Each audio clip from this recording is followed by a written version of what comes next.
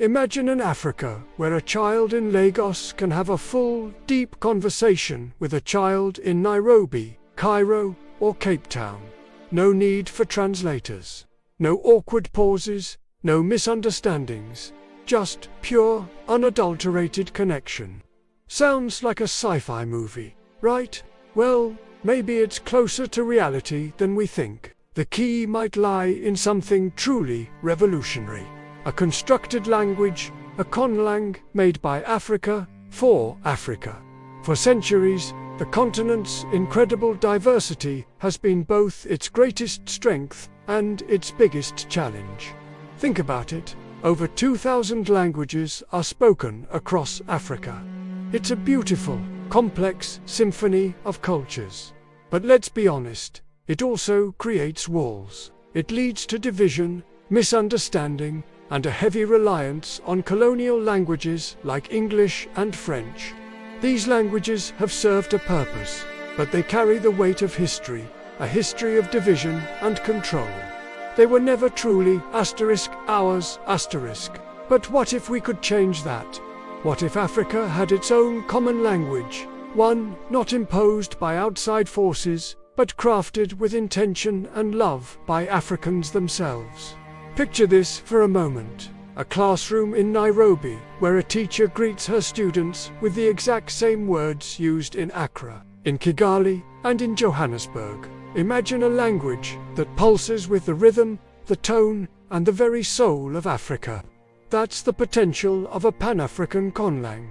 You might be thinking, a brand new language. Is that even possible? But it's been done before.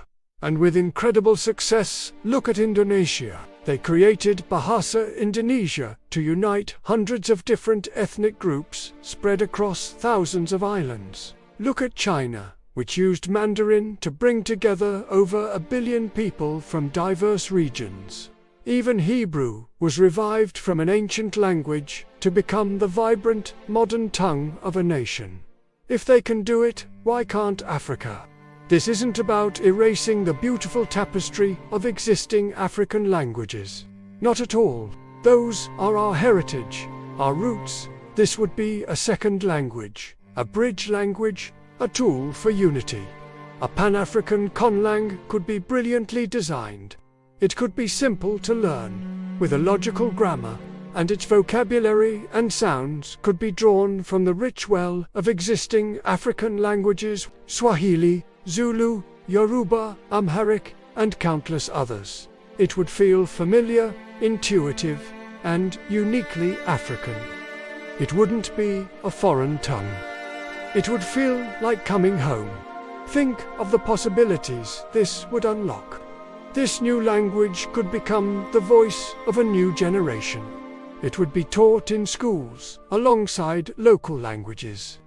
You'd hear it in the chart-topping music, blasting from speakers in Dakar and Dar es Salaam. It would be the language of business, of Pan-African trade, making it easier for entrepreneurs to connect and collaborate across borders without a middleman. Imagine young Africans coding the next big app, not in English, but in this shared African tongue. Imagine filmmakers creating epic stories that resonate from the Sahel to the savannah without needing subtitles. Imagine politicians and diplomats debating the future of the continent, not in the language of former colonizers, but in a language that represents a unified African will. The barriers that have kept us apart for so long, borders, colonial legacies, linguistic divisions, would start to crumble. We'd be connected not just by geography, but by a shared identity, a shared voice, and a shared destiny. This idea goes far beyond just words and grammar. This is about power. It's about reclaiming our narrative. It's a declaration of linguistic independence. For too long, we've relied on external frameworks to communicate with each other. Creating our own language is a powerful statement. It says we are confident, we are united, and we are building a future on our own terms. It fosters a deep cultural pride that can fuel innovation, spark creativity, and drive progress like nothing else. When you control the language, you control the conversation.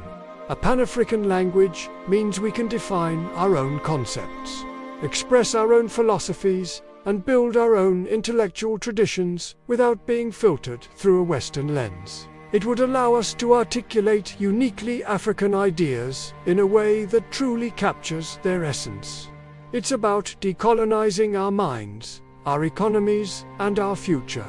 Of course, this is a massive undertaking. It would require unprecedented collaboration between linguists, educators, artists, and leaders from across the continent. There would be debates, disagreements, and immense challenges. Which languages should be the primary influences? How would it be taught? How do we ensure it doesn't overshadow our precious indigenous languages? These are all valid and important questions that would need to be addressed with care and inclusivity. But the difficulty of the journey doesn't diminish the value of the destination. Every great achievement in human history started as a bold, seemingly impossible idea. The creation of a Pan-African language isn't just a linguistic project. It's a nation-building project on a continental scale. It's a symbol of hope, a tangible tool for unity, and a catalyst for a true African Renaissance. Because when Africans speak with one language, a language that is truly our own, Africa doesn't just talk. Africa roars with one voice, a voice of unity, strength, and boundless potential. What do you think? Is a Pan-African conlang a utopian dream or a practical solution for the future? I would love to hear your thoughts in the comments below. Let's start this conversation. If you believe in the power of a united, stronger Africa, please give this video a like, share it with your friends, and make sure you subscribe for more powerful ideas that challenge the status quo. Thank you for watching. Together, let's imagine and start building the future of Africa.